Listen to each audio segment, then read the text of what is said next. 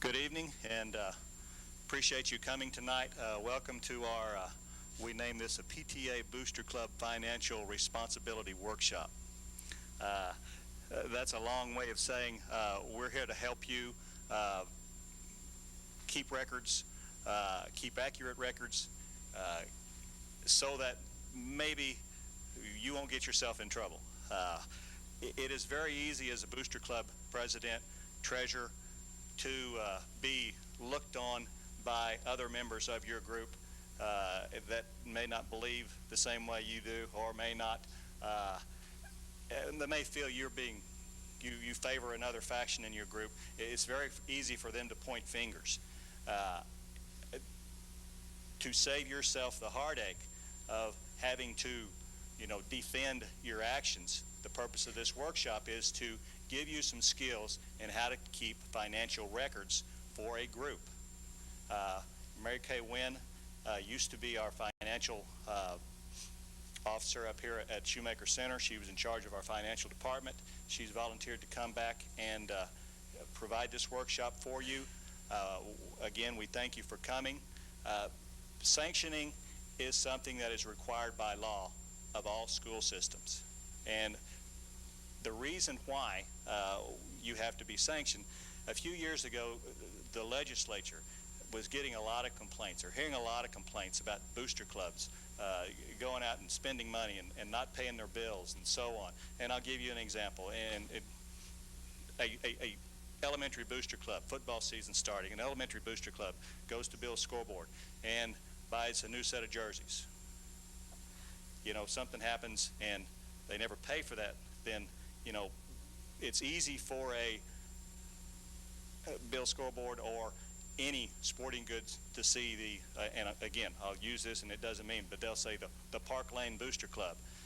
They'll assume sometimes that the Park Lane Booster Club, since it says Park Lane, is part of the Lawton Public Schools.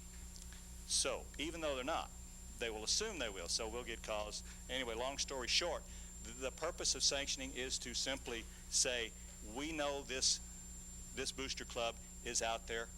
We know that they are a viable booster club. We are not going to manage them, direct them, tell them what to do, but we do know that they are a viable group. They have bylaws, they have rules, they have not resignations, but regulations, and they will be a good group to deal with, if you will. So we have a sanctioning policy. Sanctioning has to be done every year. Next year, you'll have to do the same thing. The booster clubs will have to be re-sanctioned every year before school starts, or shortly after school starts. You have to go through the whole process. The process is you fill out the paperwork. This is an application for sanctioning. I'm assuming that most people in here have already done this, so you won't need to do this now. If you haven't, pick up a form after the meeting's over. You fill out the application for sanctioning. You turn that in with a copy of your bylaws. Your bylaws are basically your rules and resignation, or there I go again, your rules and regulations saying this is how we're going to do business.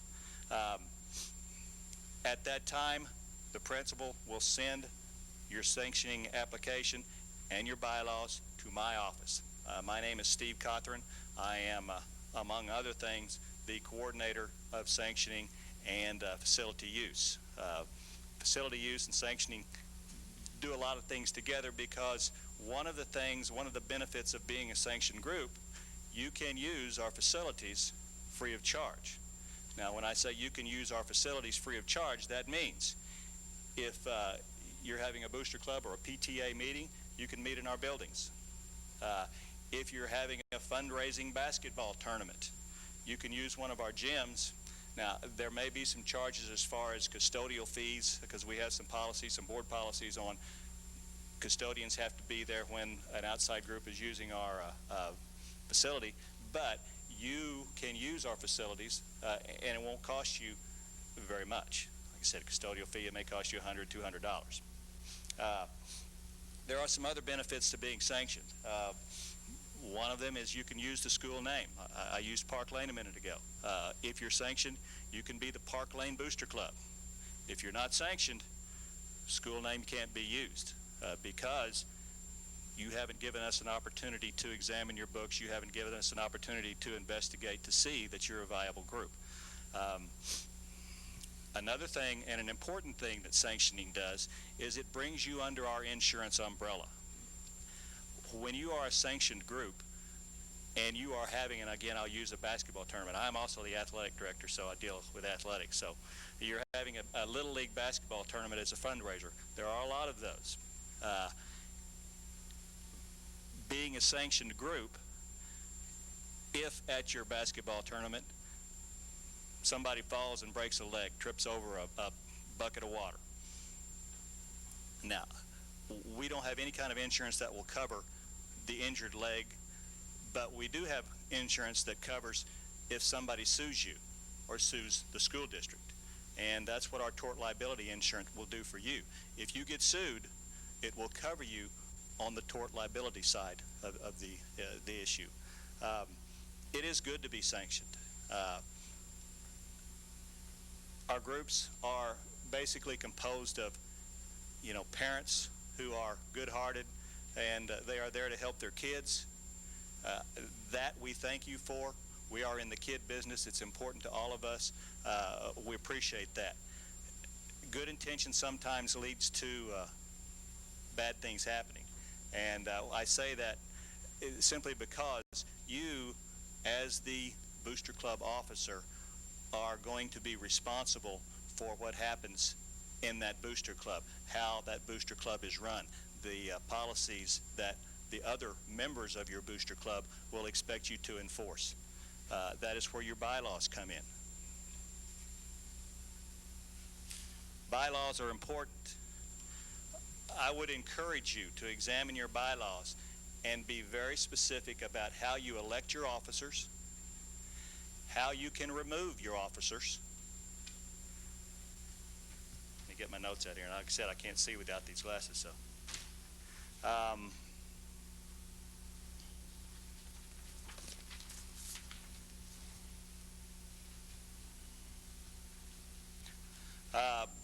One of the complaints that I hear quite often is that they wouldn't tell us when the meetings were.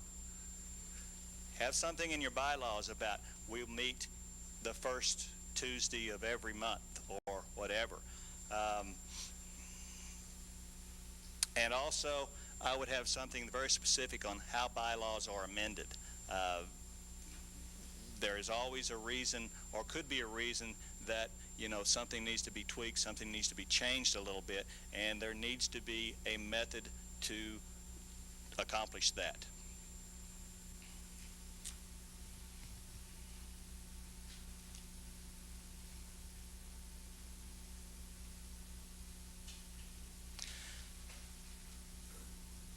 Every year, and again, I get these questions because, one, I'm athletics, and a lot of these questions come from elementary athletic people. Two, I'm in charge of sanctioning. But every year, I get questions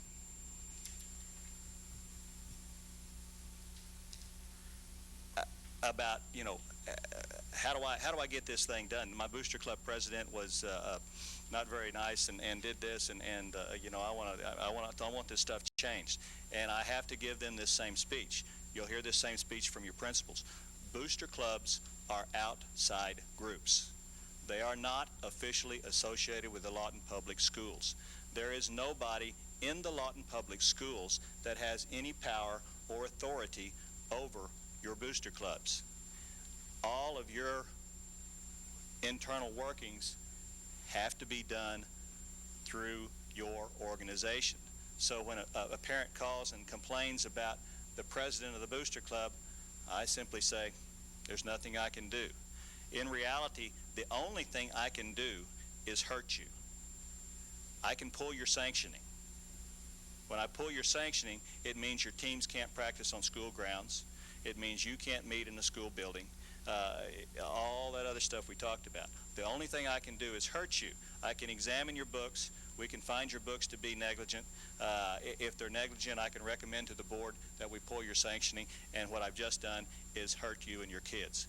I don't want to do that. That terrifies me that I'll have to do that someday. I haven't had to do it yet, and I hope I never have to do it. So again, that's the purpose of this meeting, so that you might learn some accounting skills and some things that could help you be successful. I've said enough. Mary Kay, I'd like to introduce Mary Kay. Mary Kay is, as I said before, used to be our financial officer. She's a great lady, good friend, and I appreciate her coming. Thank you, Steve. As he said, I was with the school district about 3 years. Before that, for about 6 years, I audited, and I did a lot of records and that type of stuff. Looked at internal controls on records. Spent a lot of time in banking, so that's where my background comes from. And hopefully some of the things that I learned while I did that will be beneficial to y'all. That's what we're going to try to do. You have several pieces of stacks of paper. This one is Lawton Public Schools sanctioning policy. This is what they keep in their policy book, and this is what you're responsible for doing. And we'll go over this a little bit as part of the presentation, but I wanted you to have a copy of it. The second one, this is the presentation I'm going to give tonight. And I gave it to you so you could take notes if you wanted to, so that you'll have them for later. The third one that we're going to talk about are these forms. Now, these forms are not required by Lawton Public Schools at all. They're just forms that you can use if they are beneficial to you after we talk tonight, okay? Now, I think PTA has a president, and they have a book of policies and procedures that's very helpful. Booster Club does not have that. PTA sanctioning is simply the official recognition that the organizations in the schools are working together for the benefit of the children. And why do we have to do it? It's because the law requires it. It requires annual board approval. So every year you have to get your group has to get re-sanctioned. It requires close communication between your club and school officials so that you know that you're doing what you need to do to stay sanctioned. This is sanctions are contingent on some of these requirements. Getting ready to go through them. It must be managed and operated by adults. Can't be managed and operated by children. It must provide structure to include officers' names and addresses. This is stuff that you'll fill out on your sanctioning form. Details of election process, how you elect your officers. Length of the officers' terms. Purpose and goals of the organization. That's very important because when you set those purposes and goals for that organization, that's the only thing you're sanctioned to do. So if you're sanctioned to help run the raise money for the football booster club, you can't decide you're just going to go raise money for the soccer club. Whatever you say your purpose and goal is, that's what you're limited to. It also has to have breakdown of dues structure, how you charge people to be members of your organization. And it has to have itemized projections of expenditures, and we'll get into that a little bit more when we go over the form. It must include one representative of a school district. And I know sometimes I've heard before when I've given these classes that often that's not the case. But you need one representative from the school building where you're sanctioned to be involved in the organization. You can't do any fundraising during school hours unless you have approval of the principal. If you have the approval of the principal, that's okay. No school materials can be used to help the organization. In other words, y'all can't go run copies on the copy machine, use the school's paper, that type of stuff. And the reason for that is that we have laws that we have to go by in appropriated funds, and we cannot use those funds to support Booster. It has to go to the kids and their education. The fundraising must be used to achieve the stated purpose of that club. There can be no administrative fees. So that means that you can't pay yourself. Big disappointment. You have to do this for free. The contributions have to comply with Title IX, and that is that boys and girls are handled exactly the same. Okay? Projects which affect school property must have prior approval of the superintendent. If you want to go in and you want to put a nice bench in front of the sign at the school or whatever, you can't do that unless the superintendent approves it. So you would go to your principal and tell him what you want to do, and he'll pass that on to the superintendent, and the superintendent will approve that. You have to maintain bank and financial records. Very important. One thing that we found when there were problems in a booster or a PTA, when we got to looking and trying to find out what the problem was, we couldn't tell because there were no bank records, no financial records to speak of. Now that's required under board policy. You have to keep those records so that when we look at them, we know what you've done and that you have the proper documentation for what you have done. You must provide to the school board annually upon request all of your books. That doesn't happen unless there's a problem with the organization. And if there is, then those records may be requested. You have to comply with state and federal laws for equal opportunity and treatment of students. So you need to be careful about that. School board reserves the right to revoke your sanctioning. And Steve has already told you what that process is. Disputes over school policy. If you have a problem with school policy, you have to take it up with the superintendent.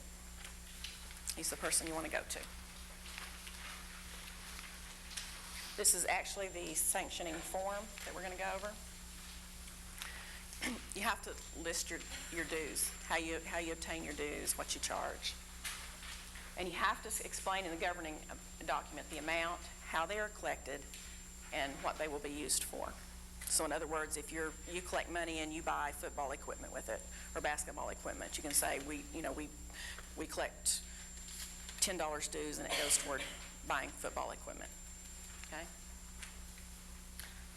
Purposes and goals. You have to list your purposes and goals. One thing I'm finding on the forms is that instead of writing out on the sanctioning form in the little information, little lines provided here, that people are saying see attached or see our policy. Well, the board only gets this piece of paper, okay? So it's real important that you're detailed on this so that when they get it, they understand what your organization's wanting to do, okay? Excuse me, I have a question. Okay. I did that for my PTA, see attached, and I just attached our budget, so you don't want me, because our budget is huge, and I wouldn't be able to write every single thing down in this. Right. What I would do is just condense it, and you can put your total budget on there. Okay. Okay. You don't have a lot of room on those forms. You can't go into detail. Yeah. You just need to condense it down. Okay. One of the requests is material and monetary money or things you'll be bringing in. The money part is easy. Material things are like if you know somebody's going to donate soccer equipment this year, you would estimate that we've got soccer equipment and it's going to be worth about $1,000, and we're expecting that in this year. On these forms, you only know what you know at the first of the year. So if you get in the middle of the year and you've got something else coming in, that's okay. If it's not on the form, you just need to let your principal know, because we realize things are going to change throughout the year. You just need to give it your best estimate at the beginning of the year of what kind of income you'll be bringing in. That form has to be signed by the principal, and then it's forwarded to Steve at his office, and then it's presented to the board, and they get copies of all those forms, and they approve or disapprove them. And then the copies returned to your principal. That's who will have the copy. And until you get that copy back, you're probably not sanctioned. You can say, I'm the MacArthur High Football Booster Club, but you can't say, I'm with Lawton Public Schools, and I'm doing this, okay? Because you're not an agent. Another thing is that the school district has a taxpayer identification number, a TIN. You can't use those because you're not part of Lawton Public Schools. You're a sanctioned organization, but you're not part of us. You can get your own by going to the IRS and filling out the required forms, and you can get a tax-free tax identification number, okay? Don't go to the state of Oklahoma because they won't know what you're talking about. Go to the IRS. Okay. Finance is kind of scary sometimes. It's like that big monster, isn't it? and we're kind of over here overwhelmed. And so what we're going to go through next is we're going to kind of try to tame the beast here. Internal controls are for your own protection. It's not to catch somebody doing anything. It's for your own. It's for your own protection, so that nothing happens. Somebody can come back later and say, where's that $500 I gave you? And if you haven't recorded what you did with that, you don't have proof that you did what you were supposed to, do you? So it's very important that you document your transactions, and that's what we're going to talk about tonight, how you can document those, so that if anybody questions later what you've done, you'll have the answers for them. This is the dead horse theory. One thing I find is sometimes it's really hard to change. It's easier to do it the old way than to come up with a new way. So this is something I just put in there to make you think. Dead horse theory is that when the horse is dead, you can whip harder. Or you can get something out of him. You can change riders. You can appoint a committee to study the dead horse. Or you can arrange a visit to another site to see how they ride the dead horse. You can create a training session to increase our riding ability. We're looking at everything but the dead horse, aren't we? Remind all concerned that this is the way that we have always ridden that horse. We can harness, this is my personal favorite, we can harness several dead horses together to increase our speed. And we can promote the dead horse to a supervisory position. That one always gets a lot of laughs. I don't know why. Okay, now we're going to talk about internal controls, and this is the most important part of the class, because as I said, this will teach you how to protect yourself, how to document the things you do, and also to protect the money that is entrusted to you by the parents and children. Okay? And proper internal controls have to have proper transaction authorization. You don't want one person out there deciding how to spend the money and being able to go out and do that. It needs proper approval. You need adequate documentation to document those transactions, invoices, receipts, that type of thing, signatures if you've paid somebody. And we'll get into these in more detail in a minute. Supervision of club members. So we can't just put them out there and let them do whatever they want to do. As presidents and treasurers, which most of you are, we've got to have some control over those things. We've got to set up some policies and procedures, and we've got to be out there making sure that those things are being done. Segregation of duties. That means you don't want one person to be able to do everything from start to finish, and we'll get into that a little bit more. Physical safeguards over assets. That would be any type of inventory you have, concession stands, that type of stuff. You need a set of formal policies and procedures saying this is the way we're going to handle the money. We're going to have 2 people present when we count it. We'll get into that a little bit more. But you need some set policies that are written that they need to abide by, so nobody's confused. And we need adequate reporting requirements, and I'm referring there to the treasurer's reports, that type of stuff, reporting to the board. This is what the Institution of Financial Crime Prevention says. The risk of fraud is contingent upon 3 factors: personal pressures, opportunity to commit crimes, and personal integrity level of the individual. Okay. Embezzlement requires motivation by the individual, and it requires opportunity. And it's interesting that when you remove the opportunity, even if the motivation's there, it won't happen. And internal controls will remove that opportunity. Okay? Conditions providing opportunities for theft. Poor internal controls, poor supervision, poor documentation, that type thing. Too much control limited to certain individuals. Okay? That includes yourself. You don't want to get too much control because that can throw the spotlight on you. You don't want too much control. You want to share that with people. Lax management. And that's just not being involved. Okay, first we're going to talk about bank statements. They need to be reconciled on a monthly basis. Okay, once a month, no exceptions. They need to be reconciled. The reconciliation has to be reviewed by the president for accuracy. So the president needs to review those as they're done once a month also. That can be done at your meeting. The treasurer can bring that with her, and you can just look at it. and sign it.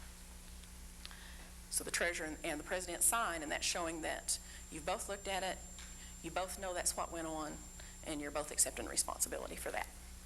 Old reconciling items, this is one place in reconciliations where there can be problems, is if you've got, say you've got a deposit for $200 that was sign-up money, and it is sitting as a reconciling item, never hit the bank for 2 months. Now, that shouldn't happen, should it? As the president, if you see something that old, you need to be asking why, and then you need to be investigating why that has been out there that long. So you don't want to see anything really old on there. Void checks need to be accounted for.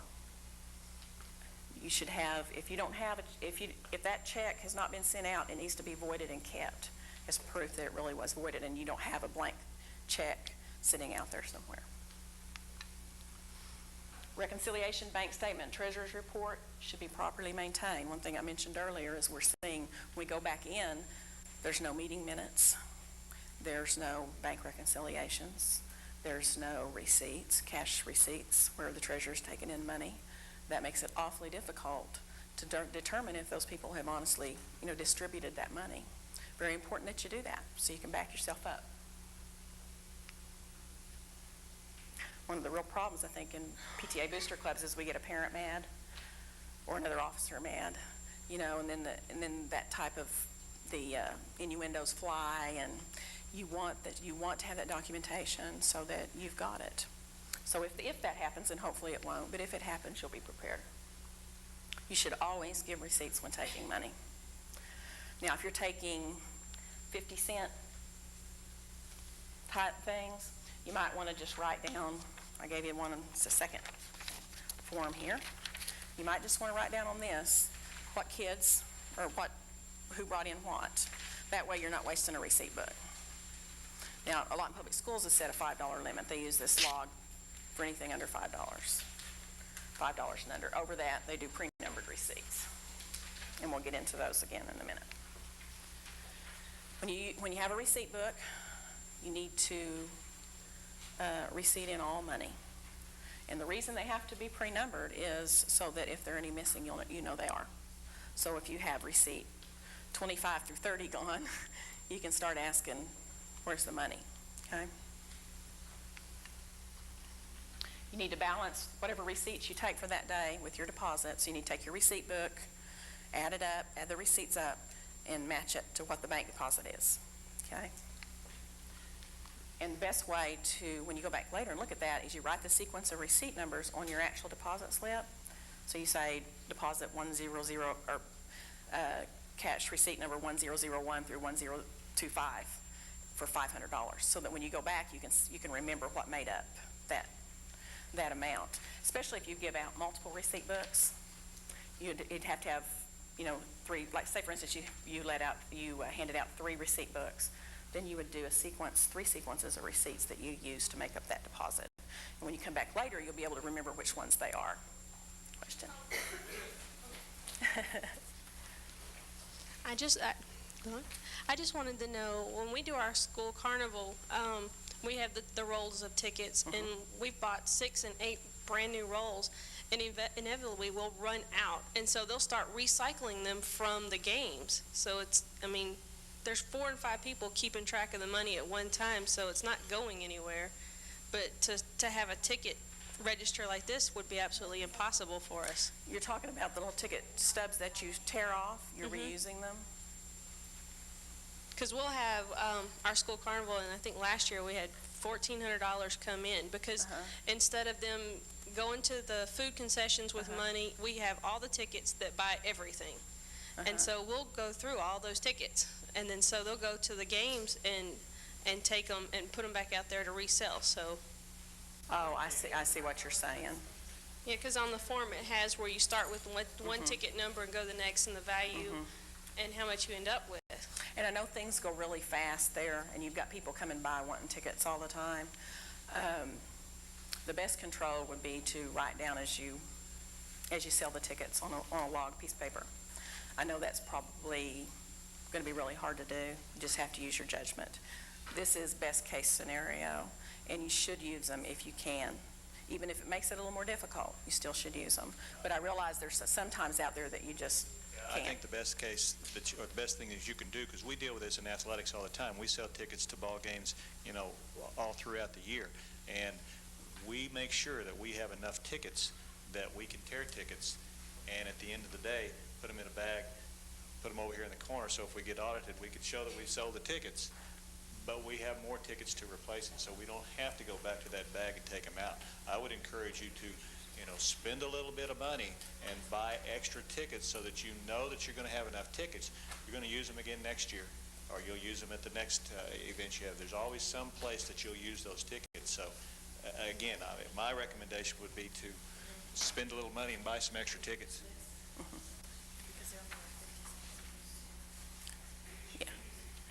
I have a question about the tickets. So you're saying because we do a carnival too, but we order 20,000 tickets, so we have enough.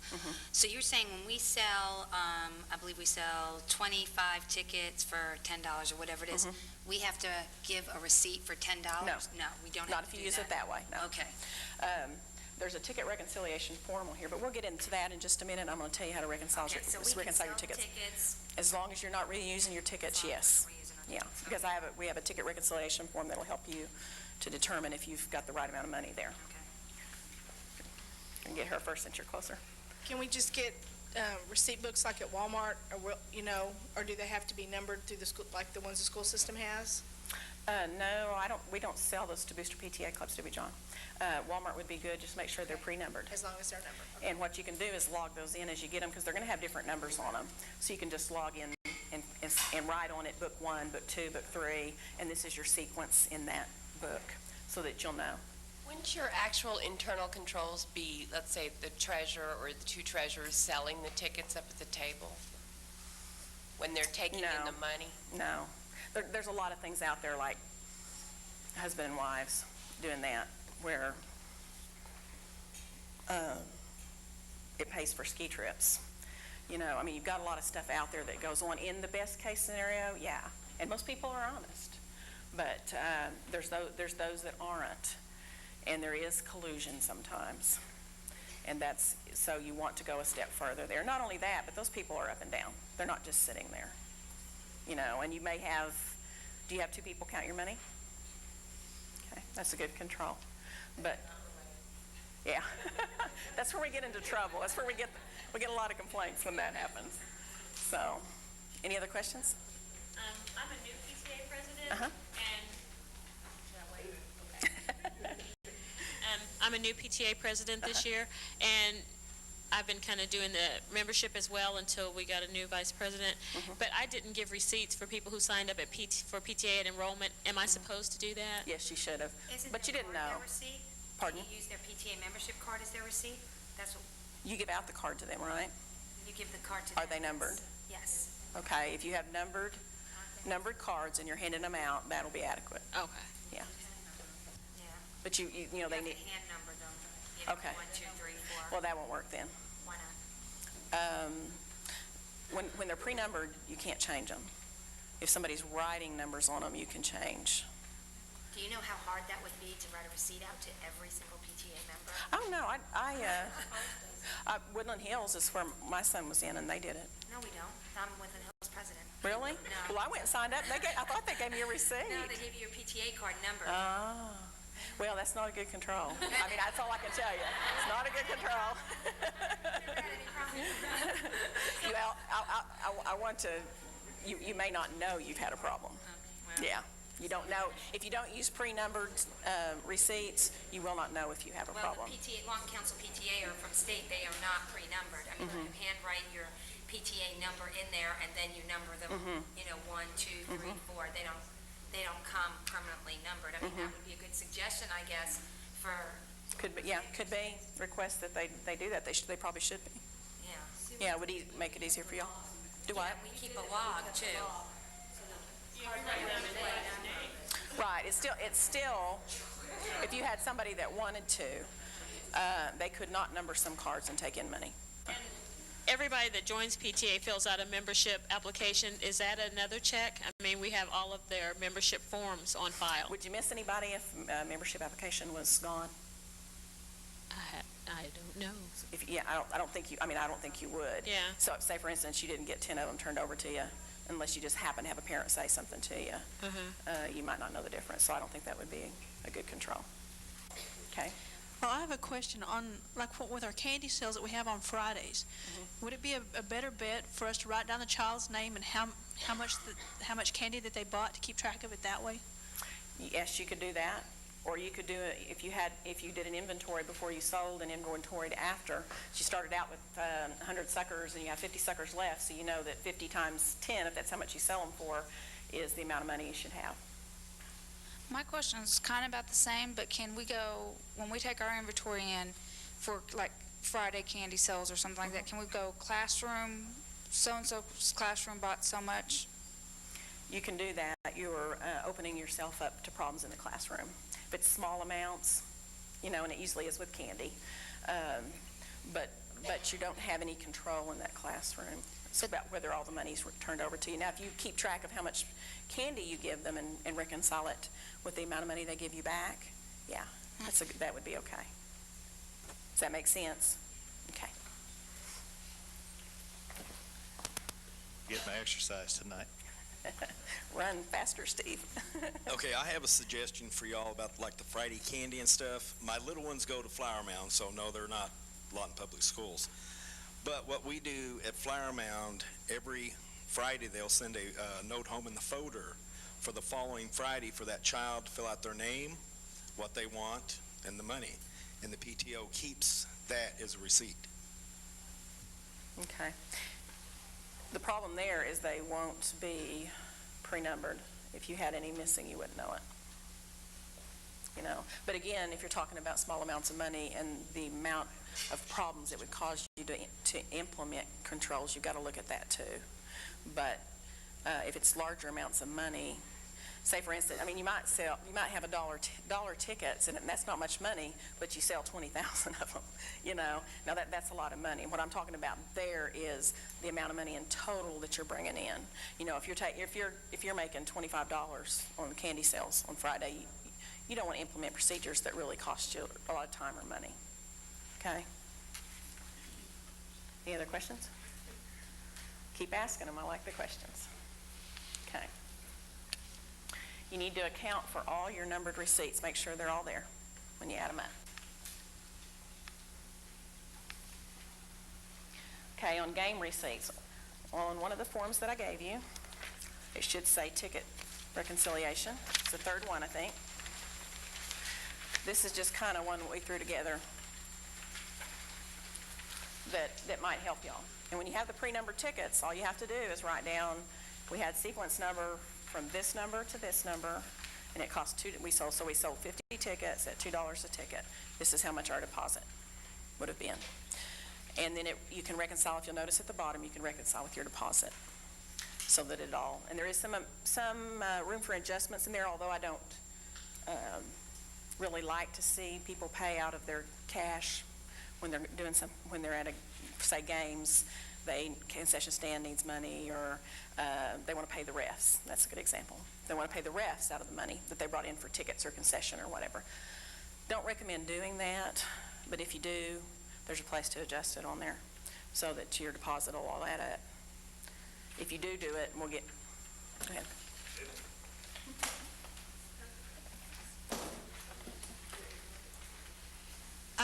If you're having a fundraiser and it's going on all day, and you have people replacing people, when those, say your 2 people leave, should that money be counted and reconciled before the replacements come? I would recommend that. I thought about that too. I would recommend whatever say you gave them $50 to start out with, that you reconcile that before the other 2 people take over the box. And then you might even want to cut it back $50 again, so it's easier for you to reconcile later and take the extra cash. The best internal control is to use pre-numbered receipts. That's the absolute best. There's some pretty good alternatives if you come up with them. I've heard a few good ones tonight. So you need to balance the tickets you sold with your deposit. We've talked about that a little bit. Money always should be counted by 2 individuals, and the deposit ticket should be signed by both individuals so you know later who counted the money. Okay. Account for all the numbered tickets. If you have any missing, you need to note it. If it gets too big, you need to be looking at, a problem. If you got one or so missing, one or two missing, and they might have just got passed out by mistake. But if you're starting to get into some numbers, you need to look at it and see what the problem is. Deposits should be made immediately. Money should never be taken home. We've had problems with that. We had a husband-wife team that took money home and took a lot of nice trips. They didn't deposit the money till Monday, and there was no accounting for that money, no cash receipts, nothing. When something finally came up, people in the booster, I think it was a booster club, said, well, we wondered how they were taking all those trips. So a lot of the reasons we have these suggestions in here is because we've had experience with them, in the school district, okay? Always require an invoice before you make a payment. As president, you sign a check to Bill Scoreboard for $500. You need to see that invoice for $500. Don't just sign the check. And it's not that you're calling the treasurer. It's not that you don't trust her. But I was trying to think of the right word to say. It's not that you don't trust her, but that's just part of good internal controls, and you both need to realize that and just do that and realize it's nothing personal. And it's also for your protection, as we were talking earlier. It helps protect you later if some parent gets upset. Use duplicate checks and require 2 signatures. That's not a requirement. Duplicate checks aren't. It's just a little better to keep track of things. 2 signatures, I would say, is a must. You really need to have 2 signatures on all your checks. Now, you can have, that doesn't mean you have just 2 signatures at the bank. You can have 4 or 5 signers at the bank, but 2 of those have to sign each check, okay? You need to review the invoice before signing the check for validity. One thing that I saw was a receipt that went through for, it was almost $300 to Walmart, and it was a copy. It was a copy of a receipt, a Walmart receipt. Well, I saw it go through they had a tournament, and I saw it go through a reimbursement to somebody for the tournament too. So that person got paid twice for that invoice because they were allowed to hand in a copy of the invoice, and they turned the original in the next time. So you want to see original invoices. You want to keep them. You want a note on your check stub. I paid this invoice number 5432, on this date. Okay, so that doesn't happen.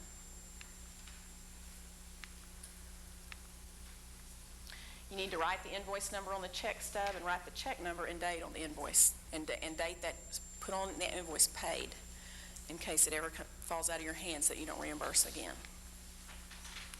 Maintain the invoices and files by vendor and by date. Invoices are one of the most important things that you need to document to show that those expenditures were valid expenditures. Make sure you keep those in a good place where they're together. With the exception of small purchases from petty cash, never pay cash, always issue a check. Now, I know some of you are going to want to pay cash, like I said, to the refs and stuff. That's a risk that you take. But my advice would be, don't do it. Write a check. If you do it, then have those refs sign a log saying, I received $50, and sign that log on this date. Expenditures. I've kind of gone over this. Issue checks for janitors, referees, and et cetera, instead of paying from the gate receipts. But if you do, make sure that you document that and reconcile it to your actual deposit. Cash withdrawals from the bank should never be allowed, with the exception of if you're starting up a drawer for a tournament or something like that. I have seen a lot of fraud go through that way. You should not, you should have it stipulated that there's no cash withdrawals under any circumstances. And a president, you need to be looking at your bank statement periodically to make sure there's no cash withdrawals. If there are, you need to be questioning them. I've seen as much as $9,000 worth of cash withdrawals out of accounts, and no documentation to support most of those. So very important that you make sure that happens. Yeah, Mary, you're saying we can't have cash withdrawals from the bank, but excuse me, can we write a check for cash out for startup money for the sports at the beginning of each sport that we need? If you don't do dual signatures on your check, which you should, but if you don't, you need to document that real well and document how it goes back into the bank when you're finished. Because I know on ours, we write like for soccer, startup money, and then at the end, I mean, it's, the check was already received, that's what we took out and we put it back in at the end of the sign-up period. And if, I think on the reconciliation that I gave y'all, it left a place for startup money. So you can show how much you actually brought in, and you can show that you put that $50 startup money back at the bank like you were supposed to. It's on that reconciliation form. Is there a better way to make out the check other than to cash? Should we make it out to the organization itself and then have it endorsed and then the officer endorse it on the back? Yes. So we should make it out to the organization itself That would be a better way. and then put petty cash for Yeah. whatever in the memo, and then Yeah. there'll be signatures who we gave the money to on the Yeah. back of the check? Yeah. A lot of people don't like to see cash on checks like that, so it's better not to do it if you can keep from it. For petty cash, you want to maintain a log, and you want to maintain all your receipts, and you want to balance your petty cash. To have beginning petty cash minus expenditures plus additions, and the president needs to go back every once in a while, or whoever's does not keep track of that petty cash and reconcile that petty cash. Probably be a good idea to do that when you need more. Say you've used up most of your petty cash, you need to reimburse it. And some person that doesn't handle that should take it, balance it, and then reissue money to put back in the petty cash.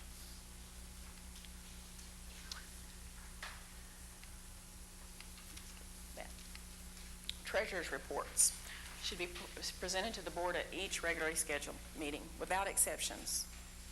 Without exceptions. Because, if I can get it here, one of the first indications of fraud, every time we've had fraud, the treasurer is not turning in the treasurer's report. Every time.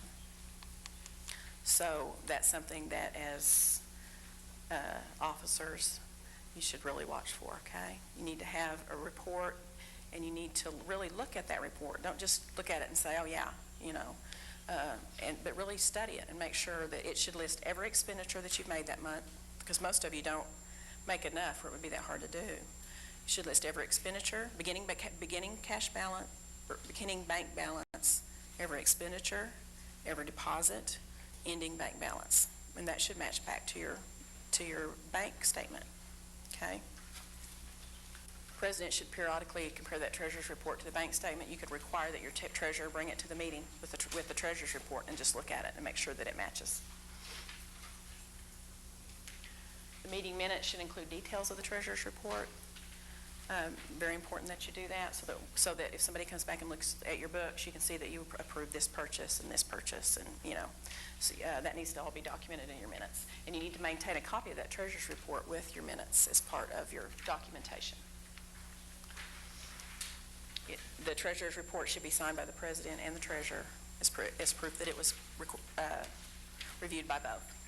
Got a question over here, Steve.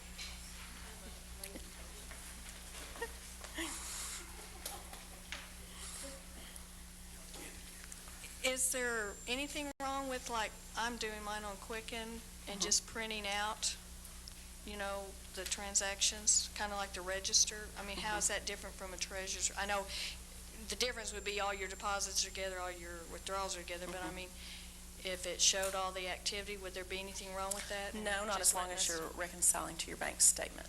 Well, I mean, it would basically be the, oh, well, yeah. And if it doesn't match, you need to list on the report the difference. Say, for instance, there's a $20 difference because there was a deposit in transit that had not hit the bank, but you'd recorded on your books. So if there's any differences, you need to list that so that if those don't match the bank statement, the ending balance, Oh, I see. then they'll know why. Okay. Audits. Audits need to be performed mid-year by the officers, and the reason for that is just to make sure that things are going okay. What happens lots of time when there's problems, people find out after the year's over, and then it's too late to do a thing about it. And if you do a mid-year audit where the board sits down, your club sits down and looks at the paperwork together, balances back to the bank statements, looks over the documentation, then if you have problems at mid-year, you'll catch it. a lot quicker.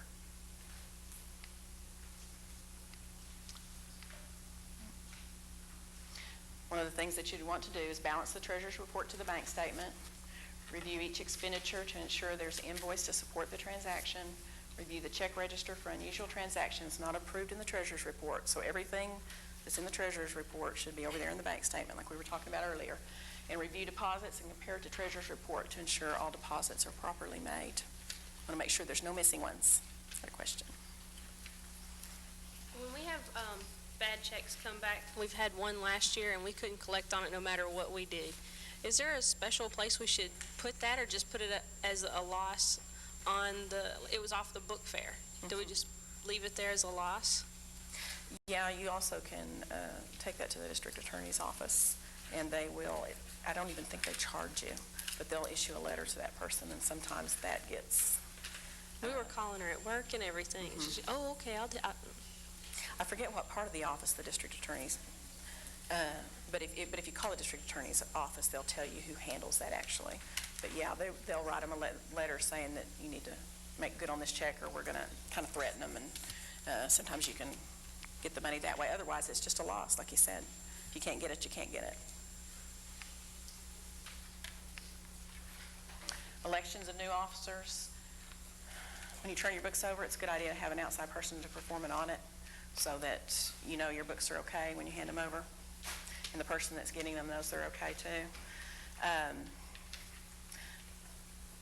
I don't know anybody that actually does those, but I know that there's people out there that do. There's a lady at Cameron, I think, that works in the finance office that will do Booster Club PTA audits. And I think she charges a pretty nominal fee. So there is a form in that book.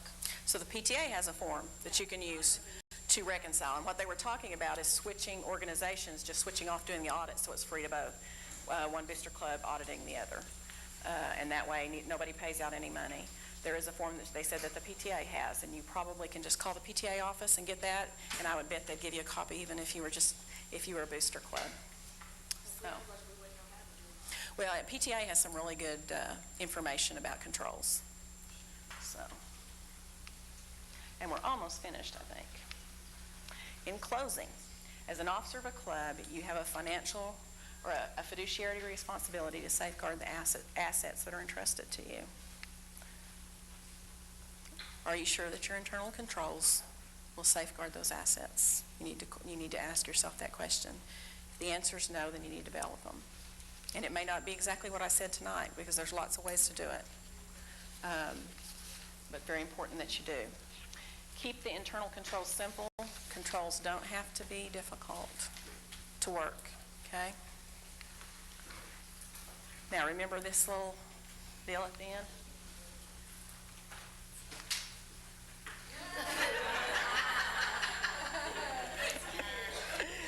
We can control the beast. It's kind of gory, but after you listen to all that dull finance stuff, you need a laugh.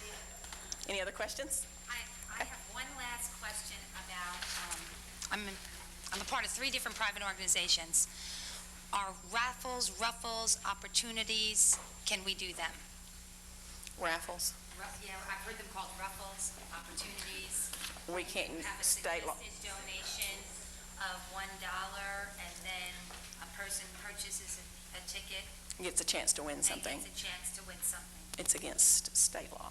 At this time, it's against state law. I have seen a bill, and I'm not sure exactly where it is, but when the lottery election goes through, a proposal was put through the Senate and legislature to make raffles legal for groups like booster clubs and all that. But at this time, they are not. And my understanding is they will only be legal if the lottery passes. If it doesn't pass, then it won't be.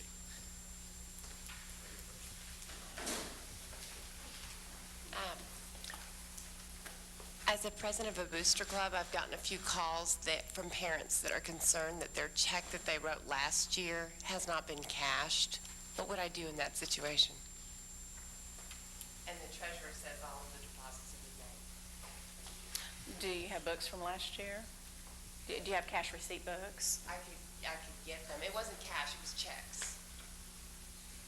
So So evidently, they've been lost. I don't think that there's a problem with anybody stealing anything.